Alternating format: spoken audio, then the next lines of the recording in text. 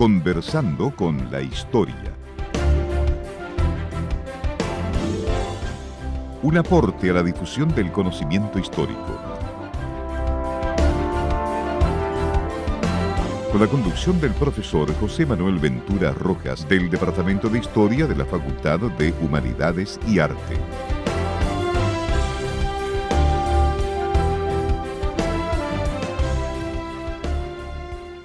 Muy buenas tardes, bienvenidos a una nueva edición de Conversando con la Historia y como siempre desde esta tribuna esperamos que los temas que traemos para ustedes sean de su interés, tanto la investigación de los profesores de nuestra casa de estudios como también de especialistas de este y otros centros de investigación y las recomendaciones de libros y material audiovisual siempre relacionado con temas de historia. Y bueno, esta tarde tenemos ya a un conocido nuestro invitado al programa, Francisco Darmendrail Salvo. Muy buenas.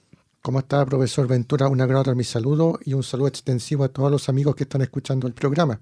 Excelente. Francisco Darmendrail Salvo es periodista formado en nuestra casa de estudios, magíster en Historia Económica y Empresarial por la Universidad Adolfo Ibáñez. Y bueno, vamos a hablar con él sobre Arturo Prat, profesional, héroe y mito. Así que empezando por el origen del tema, recordemos que ya hablamos de la figura heroica de Arturo Prat en el Conversando con la Historia del 17 de mayo de 2023. Búsquenlo en los podcasts en radiodec.cl. Y bueno, ya pasado el natalicio del 3 de abril, aprovechamos la víspera del 21 de mayo para hablar de Prat, ¿no? Así es una figura que a juicio de algunos expertos es transversal en la sociedad chilena, sí, y que ha sido analizada de diversas facetas en las últimas décadas. Que ha tenido un especial valor no solamente en el ámbito historiográfico, sino también educacional, político, social, entre otros factores. Uh-huh. Sí, exactamente. Es un personaje que encarna diversos aspectos en la educación chilena, pero también que tiene que ver con la construcción de mitos. Pensemos que es difícil encarar un mito, en este caso además en la historia nacional chilena, y conocido y respetado en otras partes del mundo. Cuando hablamos de mito no hablamos de mentiras, sino de esas realidades, claro, pero que esas verdades que pasan por lo que serían pruebas o hechos más allá de la realidad material y donde lo simbólico, el significado que tienen pasa a un plano importante, aunque también aquí vamos a hablar de las dos cosas, de lo histórico y de lo mítico, ¿no? Pero en nuestro caso, empezando por eso, vamos a empezar por la figura del mismo Arturo Prat. Uno podría decir hasta qué punto fue hijo de su tiempo, que yo creo que sí, pero un hijo, diríamos, sobresaliente de su tiempo. No era una persona cualquiera, por tanto, como para convertirse en mito. Claro. Aunque hay mitos sobre personas cualquiera, sin duda, que no son tan cualquiera. Es muy buena la apreciación porque, bueno, Arturo Prat nació, a mi juicio, en el momento indicado, en el contexto indicado, uh-huh, en el siglo indicado también, porque estamos hablando de un Chile que ¿sí? nació la noche del 3 al 4 de abril de 1848 en Ningüe, sí, el actual Museo Cuna de Prat. Y Arturo Prat nació en el Chile que comenzaba a construirse como república, con una sociedad todavía estamental, piramidal, ¿no es cierto?, con una aristocracia, con sector agrícola, pero también con una burguesía incipiente. Sí. Comenzaba a generarse un círculo social que iba a ser clave en la segunda mitad del siglo XIX. Ya estaba también el dinero y no solo el honor, etcétera, como uno de los elementos de posicionamiento social. Uh-huh. Claro. El mérito también, el esfuerzo como profesional, no ya solamente en lo militar, sí, aunque Prat fue también a lo militar, digamos. Claro, y Arturo Prat, bueno, él nació en una familia de clase media. Eso sí, es muy distinto a lo que pasó, por ejemplo, con el caso de Bernardo Higgins y José Miguel Carrera. Sí. Porque en ambos casos eran hijos de aristócratas. Bueno, Bernardo Higgins, hijo natural, pero al final... Pero estaba en ese mundo, claro, y era el conflicto de poder entrar en ese mundo, pero era la vinculación que estaba. Tuvieron esa situación muy distinta a Arturo Prat. Él nació en una familia, como dije, de clase media, de esfuerzo. Sus padres tenían un negocio en Santiago Centro y se incendió, por eso se trasladaron a Ningüe. Y él después, para ingresar a la escuela naval, tuvo que solicitar una beca que se la da el presidente Manuel Montt. Sí. O sea, eso da cuenta un poco lo que conversaba recién, el tema del esfuerzo, de la meritocracia, que ese sería como un sello del chileno promedio de la segunda mitad del siglo XIX. Sí. Y es curioso, porque por ejemplo, justamente en el gobierno de Manuel Montt, el que otorga la beca para que estudiara Arturo Prat, uno de los pilares que él tenía era la educación. Sí. Por eso es que se multiplican las escuelas en su administración. Sí. Y el mismo presidente Mones puede ser un ejemplo, ¿no es cierto? Exacto. Chileno, que no era de la aristocracia tradicional santiaguina, ¿no es cierto? que llegó a La Moneda, fue resistido por muchos grupos, esas pugnas que hay entre los estratos sociales, en fin. Todo eso empapó la figura de Arturo Prat en sus primeros años. Claro, pero en una época además en que no tanto esos valores aristocráticos que de otra época ya pasada de la independencia, que eso estaban, sino hay unos valores burgueses donde el elemento del esfuerzo, el sacrificio, la educación son pilares fundamentales. Claro, eso rompió un poco el antiguo orden, si se puede decir, ¿no es cierto? Que el aristócrata seguía siendo aristócrata y el que nacía en el estrato bajo, salvo algún factor suerte, moría en su estatus, o sea, ninguna posibilidad de sobresalir. Claro. Y si uno analiza la vida de Arturo Prat después, cuando ingresa a la escuela naval, cuando se gradúa de guardia marina, cuando tiene su bautismo de fuego en el combate en la guerra contra España, y participa en la corbeta Esmeralda, todo ha sido esfuerzo. Nada le fue gratis, nada le fue entregado como obsequio, sino que todo tuvo que ganárselo con sacrificio. Y además Arturo Prat rompe un modelo, porque muy pocas personas saben que Arturo Prat fue abogado. Sí, porque estaba pensando, justo a los 18 años estuvo en la guerra de España, ¿no? La que llamamos allá la guerra del Pacífico, que aquí no, aquí es la guerra contra España. Cambia, claro. Pero eso, por eso es lo que decíamos del momento adecuado. Tiene 18 años, pero además estudia Derecho, ¿no? Exactamente.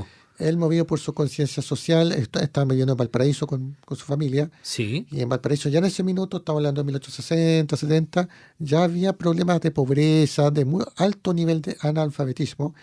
Y Arturo Prat, movido por eso, estudia Derecho por un tema de justicia. Estaba muy imbuido por el tema de justicia.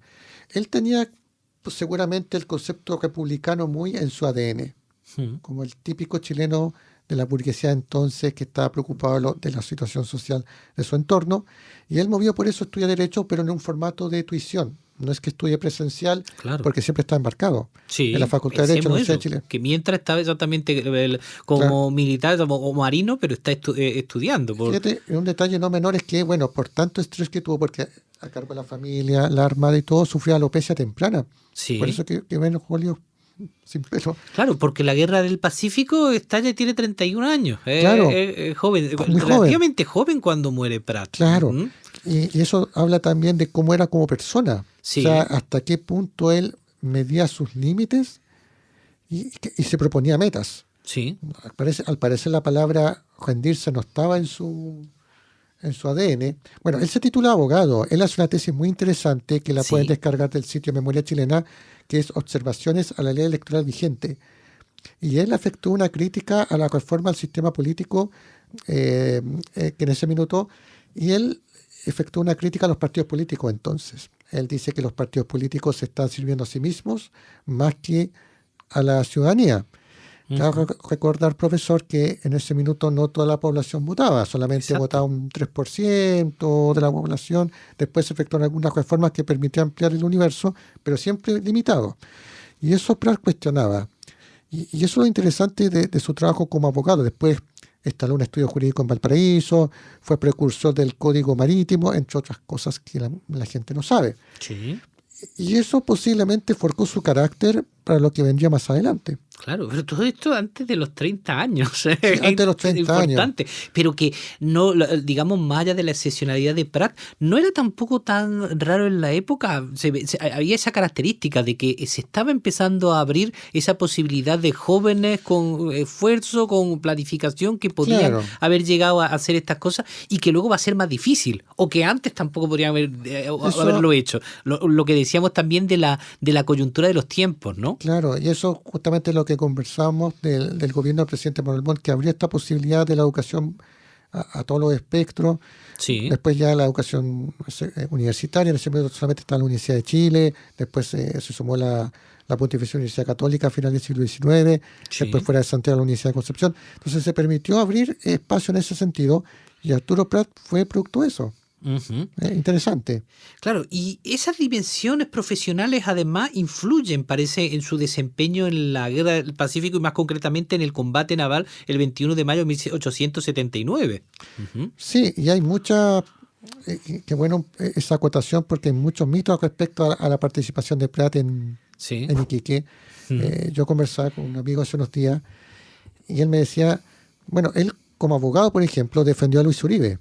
Sí. porque Luis Uribe estuvo metido en un problema, se casó con una viuda en Inglaterra, estaba en comisión de servicio, sin permiso de la Armada. Y al final eso Arturo Prat lo defendió, ganó el juicio, y que supuestamente por este juicio, como represalia, la Armada lo dejó al mando de la Esmeralda. Es un mito. Digamos, es un mito, pero que le falta base real, digamos. Claro, porque podemos hablar de mitos que, más allá de que le falte, ¿no? Pero en este caso no hay una base real, no hay un sustento, histórica. es simplemente un tema táctico, un táctico de Williams Rebolledo cuando ordenó bloquear Iquique. Lo que sí, Arturo Prat fue comisionado para que personalmente él notificara a las autoridades de Iquique. Hay que recordar que Iquique era un puerto peruano, que el 5 de abril del 79 el puerto estaba bloqueado por la Armada chilena. Entonces el plan de Williams Rebolledo era el bloqueo de este puerto para obligar al grueso de la Armada peruana a que llegara a Iquique y ofrecer combate. Eso es lo que... Y pasó la semana, no se produjo eso, y finalmente Williams Rebolledo ordena que el Cochrane, en Blanco Encalada, se dirijan al Callao, del Perú, y se quedan al mando la Esmeralda y la Covadonga bloqueando Iquique. Y comisionó a Arturo Prat esa misión porque él tenía el perfil más para este tipo de operación, más que un ataque sorpresa. Exacto.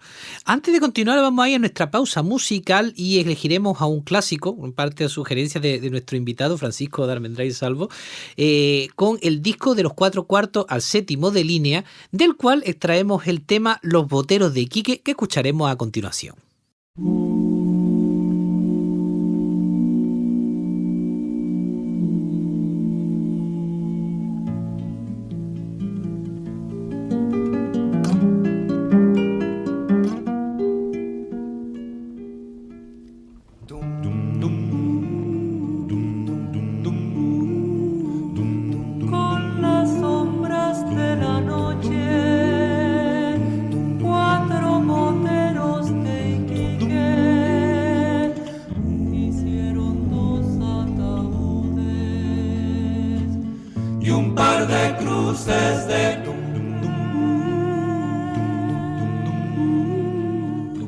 La caracola del viento, silbando entre las olas, va repitiendo el lamento de la vieja mancarrona,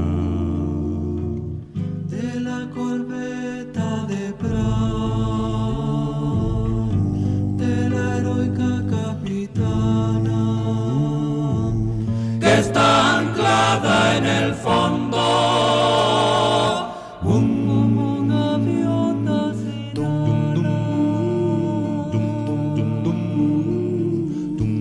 con las tablas de sus lanchas, martillando entre las sombras, hicieron las cajas santas, 4 boteros patriotas,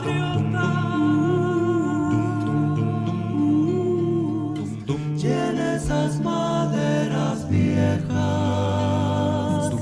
carcomidas por el mar, recalaron en la tierra restos de Serrano y Prat. Cuando en las noches de pesca surcan sobre la Esmeralda, los boteros se persinan ante esa tumba sagrada.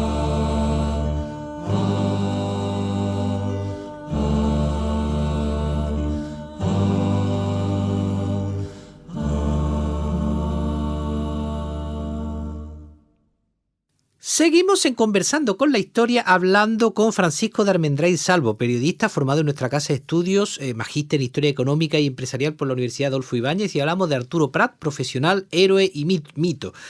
Acabamos de escuchar el tema Los Boteros de Iquique del disco de los 4/4 al 7º de línea, gran clásico.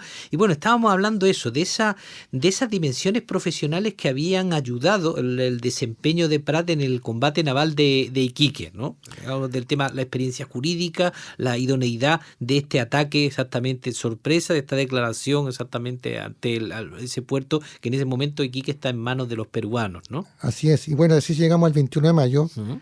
que aquí donde Arturo Prat alcanza la inmortalidad en el abordaje al Huáscar. Sí. Y bueno, algunas personas piensan que esto fue como un arrebato, si se puede decir en forma Sí. coloquial. Y no, Algo no pensado, claro. o una cuestión así como de decir algo alocado, en último, exactamente, un último recurso. Claro, pero no, eso estaba estudiado. De hecho, Arturo Prat había estudiado mucho el tema del abordaje, si bien ya en esa época, estaba hablando en 1870, ya estaba en desuso prácticamente el tema Sí, de los abordajes. claro, pero sabía que todavía la táctica podía Claro. funcionar si no había otra que enfrentar al enemigo. Claro, porque él se dio cuenta, siempre él analizó de que la mejor forma de desmoralizar al enemigo era Sí. apresar al comandante. Ujú. Y eso es lo que quiso aplicar en el combate, porque él estaba consciente que el Huáscar era un adversario mucho más poderoso, Sí, pero si lograba apresar a Miguel Grau, bueno, él no sabía quién estaba tampoco, ninguno de los dos sabía quién estaba al mando. al mando, sí. Claro, pero él sabía que si apresaba al comandante Grau, probablemente desmoralizaría a la tripulación del peruana y obligaría a rendir el buque incluso. Sí. Lo tenía muy estudiado. Todavía en esa época, a pesar de la importancia del blindaje, pero la velocidad de los barcos tenía su importancia. Sí. Claro, si no, pregúntale a Carlos Conde y a la Covadonga. Exacto, Por de ejemplo. que pudieran después apresar al Claro, Huáscar. ¿entiendes? Ujú. Entonces, porque aquí una muy buena aclaración a propósito. El 21 de mayo es los combates navales de Iquique y Punta Y Gruesa. Punta Gruesa. No es que sea Iquique y Punta Gruesa separado, es un todo. Ujú. De hecho, como anécdota, cuando fue el 21 de mayo, estaba el telégrafo como medio informativo. Sí. Entonces, poco a poco iba llegando a Santiago la información de Iquique, y en un primer momento se supo lo de Punta Gruesa. Mm. Y Condel fue victoriado. En su minuto, Condel fue al principio el héroe. Sí. Pero después, cuando fue llegando de forma ya más detallada lo que pasó en Iquique, ahí comenzó a cambiar la opinión pública y con todo lo que ya sabemos. Igual a mí me pasa, porque me confieso, ya no oficialmente, bueno, español, pero chileno de adopción, pero como chileno de adopción, habiendo tenido después de 30 años de ser español, uno llega de nuevas y piensa, qué extraño que, bueno, es un héroe de un país que gana una guerra, pero el héroe central, el elemento fundamental, no es la victoria, digamos, en un sentido físico, sino la victoria moral, que tampoco es una derrota, pero es la muerte del héroe y no es la captura del barco enemigo, Claro. lo que constituye el centro del mito de este Claro. mito nacional chileno. Pero técnicamente fue una victoria. De hecho, hay mapas de la Biblioteca Nacional que uno puede consultar en internet de 1883, si no me equivoco, 84. Sí. Hay un mapa muy interesante porque ya se habla de los combates navales Iquique Punta Gruesa. Claro, Y- pero el central es Prat, no Condel, es lo curioso. Claro, pero se habla con la historia general. Ahora, el mártir, digamos. Claro, no es el héroe, sí. el victorioso ganador. claro, porque de hecho justamente esta inmolación de Prat y de la tripulación de la Esmeralda Ujú. genera una reacción que en un principio la guerra al Pacífico no era bien vista por los chilenos. Sí. Los acuartelamientos son nulos, pero cuando sucede los sucesos el 21 de mayo, se da vuelta esto.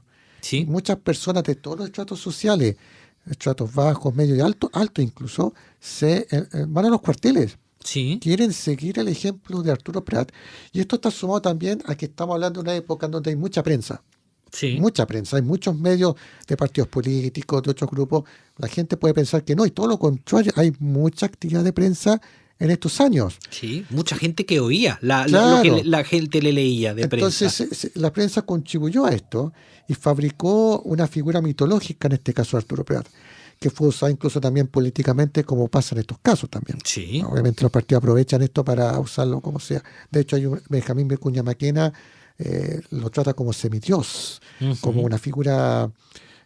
Hay un óleo muy interesante de Cosme San Martín que efectuó años después, que Sí. está en el Palacio de la Moneda, y lo pueden consultar por internet, que es Prat guiado por el sacrificio de la patria, y a mi juicio ese óleo sintetiza justamente lo que estamos conversando. Sí. Cómo Prat, imbuido, seguido por la patria, realiza este acto temerario, este sacrificio por Chile, si se puede entender. Sí. Que por supuesto, como dije, la prensa lo alimentó, la sociedad civil lo toma para sí, Sí. pero curiosamente la Armada tardaría tiempo en tomarlo como un ejemplo como lo vemos hoy. Exacto, porque ahí está la idea. Después de la guerra en caliente, quien toma el testigo son los centros de formación. Claro, ¿no? son los profesores. Los profesores. Claro, Ujú. cuando ya después del funeral de Estado, 1888, si no me equivoco, cuando ese 21 de mayo se declaró feriado, Sí. pero después volvió a ser un día hábil.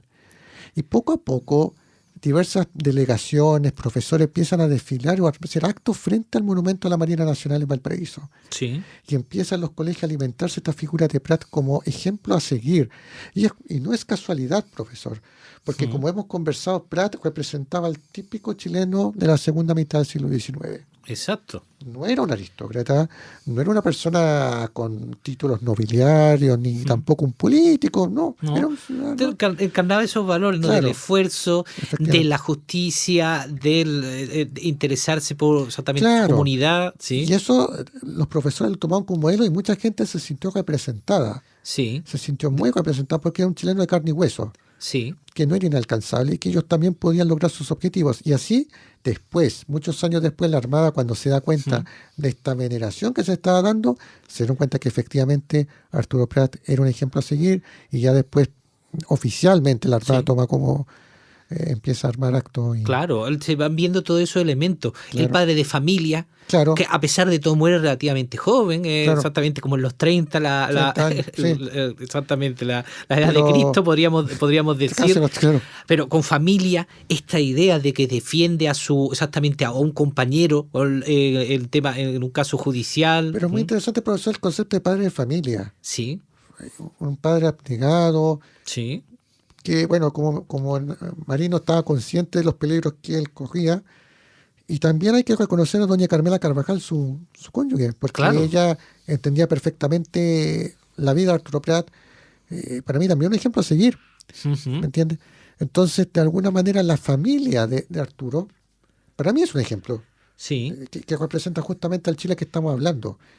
Y ese Chile sería la base para lo que vendría después del siglo XX, los primeros años sí. del concepto de familia, del ciudadano que quiere ingresar a la política, de las luchas sociales incluso. Sí, Todo claro. eso vas combinando y Claro, vamos viendo. hay ahí una dimensión, claro, de los valores cívicos, también de las posibilidades de verlo desde los distintos puntos de como esto partidistas, Claro. y de ahí que, terminando un poco, se generan estas tensiones entre el personaje histórico y su representación simbólica y mítica en los libros de texto, en los colegios, en los productos culturales. Es interesante porque, por lo que he leído, por ejemplo, esto se dio con mucha fuerza a principios del siglo XX en los colegios. Si uno analiza en memoria chilena va a encontrar imágenes. Hay un ilustrador muy bueno que es Luis Fernando Rojas, Sí, que hizo ilustraciones muy interesantes para las revistas de la época, la Lira Chilena, revista Sucesos, para hacer un contexto. Ahora, en las revistas entonces, claro, si uno va a encontrar figuras de Arturo Prat en alegoría, que transmiten mensajes políticos.